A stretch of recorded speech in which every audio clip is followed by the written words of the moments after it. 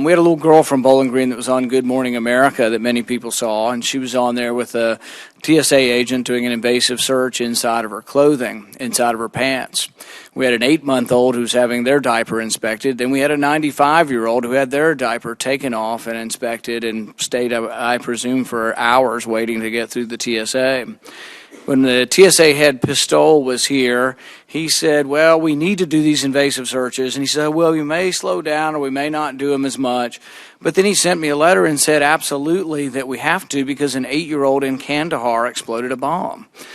To me, I think that shows a bit of naivete to think that somehow there's a similarity between an 8-year-old in Kandahar and an 8-year-old in Bowling Green, Kentucky. I mean, the only similarity is their age, and I wouldn't consider age to be a risk factor. If anything, age might argue against a risk, but to say that she's the same age as someone who put off a bomb in Kandahar, I mean, we have to bring some sense to what we're doing in this country.